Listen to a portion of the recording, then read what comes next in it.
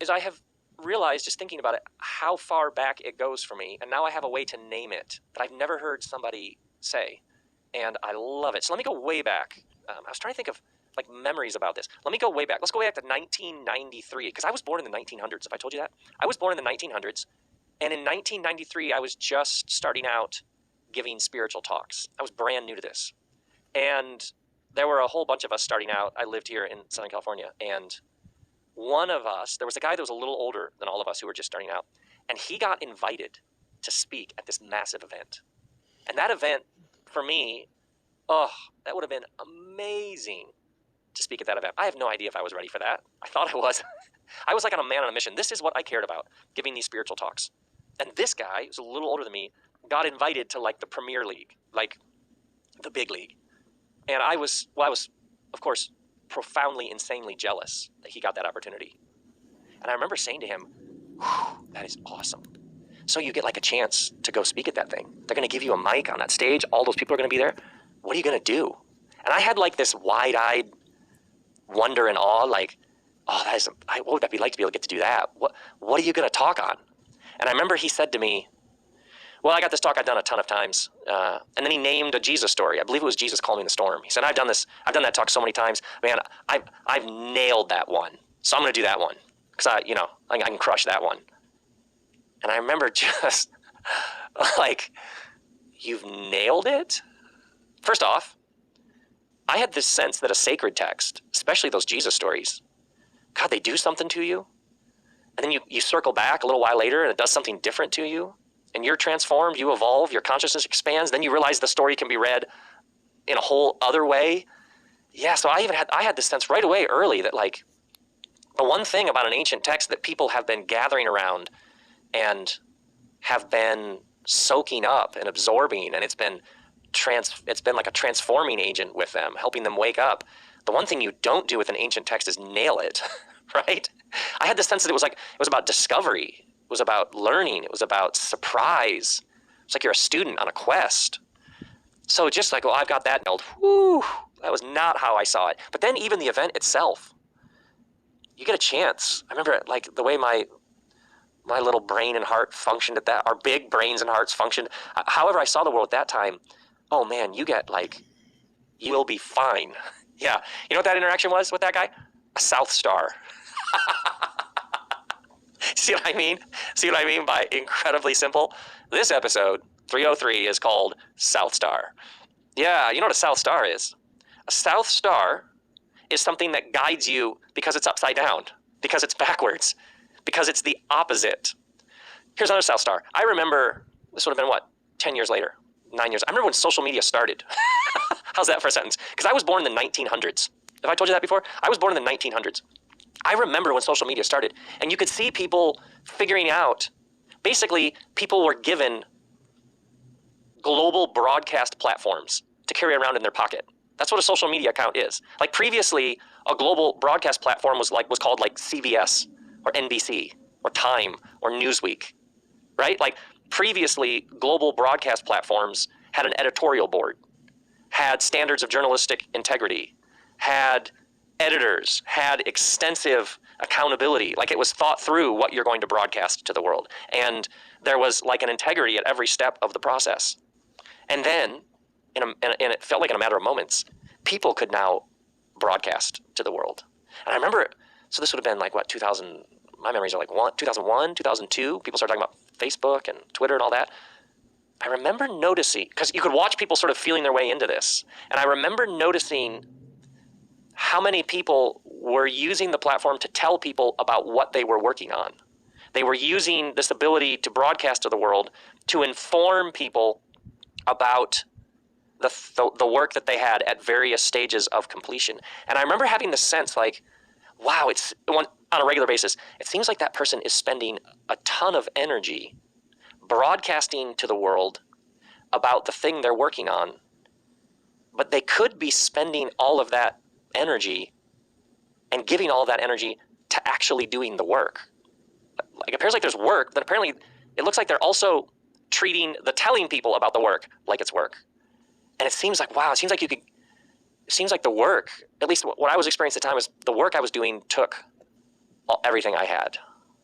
And I remember this sense of like, oh, here we go, South Star. Use your energy to make the thing. Give the thing your best energies.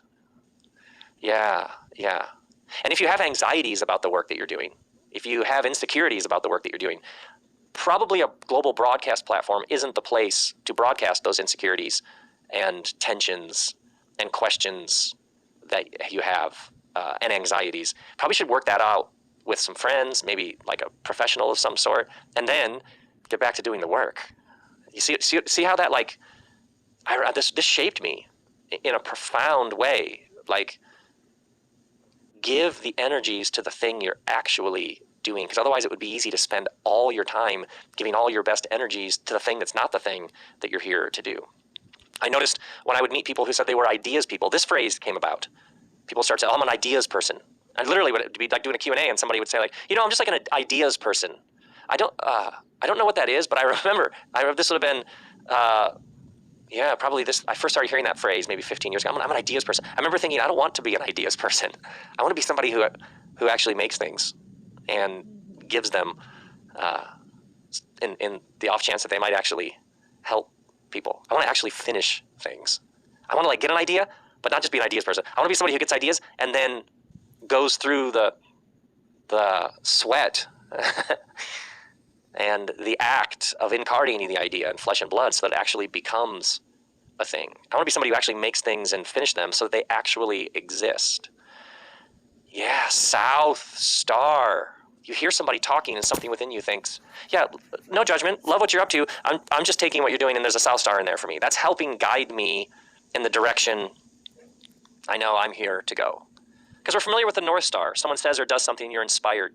You have an experience. It clarifies. It guides. It shows you something about yourself. Yeah, there's plenty of North Stars. There's a fantastic Japanese designer named Hiroki Nakamura. I love this man. His work, there's this great quote from him in an interview with Mr. Porter. He says, it talks about how he doesn't have a television. And Hiroki says, I try not to take in too much information. If I get too much stimulus, I can't find the subtlety. And that's what I'm trying to find. Is that a great line? He says, I try not to take in too much information. If I get too much stimulus, I can't find the subtlety. And that's what I'm trying to find. And when I do, I'm very happy. I'm just like a kid. Oh, yeah, now that's a North Star right there. Because when I came across that, it helped name for me something I was experiencing. I would notice that I would get into a project, and the work that I was doing over the years required this like Zen-like focus and discipline. And I loved it. But I would notice that gradually I would be shutting out certain stimulus so that I could be totally present to what it is that was the next thing I knew I was here to make. And so I noticed that I would go through these periods where I wouldn't listen to anything. I wouldn't read anything. I wouldn't watch any movies, barely any television, maybe with Violet or something, but otherwise. And now that's like at a whole new level of like, I am tuned into the thing, even like this week, last week, the week before, almost zero outside stimulus because I'm finding these various things I'm working on. And I'm noticing more and more that what it requires and what I love is when all this open space opens up and I don't hear all these other voices and I haven't read anything for a while. I don't have these other words in. I'm just following it where it's taking me to be true to it. Then I'll notice I'll come to the end of a season and then I'll discover a whole stack of books and, oh, look at that. I should probably read that. Oh, interesting. And then the discovery starts and there's a season of like inhaling all these interesting colors and textures and voices and studies and research and images and novels. And then I'll notice, we're back in now. There's a couple new things here it's time to give birth to. So yeah, so then I come across Hiroki who says, I can't find the subtlety if there's too many other voices on my shoulder. And that's what I'm trying to find. And when I do that, I'm very happy. I'm just like a kid, which is how I feel about what I get to do. This South Star episode, I feel like a kid. I'm so happy because I blocked out so much stimulus so that I could think about this South Star idea so that I could give it to you. Yes, that's a North Star. That's a North Star. I had been noticing this pattern in my life and in my work, and then I come across this beloved designer who names it how he names it. Yes, that's it. That's it. Yes, North Star. Yeah, there's all kinds of North Stars around. The really interesting thing, and this is the invitation for each of us, this is my invitation for you, is to begin to find inspiration and energy and guidance in all the south stars around you. You feel that shift? Yeah, all the negative, all the stuff that frustrates you, all the stuff that you're like, that's so lame. Yeah, North Stars, yeah, you can find your North Stars. There's lots of North Stars all around us. But if you can begin to see South Stars, well, now the whole thing is rigged in favor of your growth. Here's why a South Star is so huge. I would argue culturally at this moment in time, because we have an extraordinary amount of people who don't know what to do with all the negativity coming their way. But culturally, spiritually, socially, so many people don't know what to do with the people who provoke and annoy them, and who don't know what to do with all the negativity that swirls around, who don't know what to do with all the negativity that swirls around, who don't know what to do with all the negativity that swirls around, that swirls around, that swirls around, that swirls around, that swirls around, especially on the internet.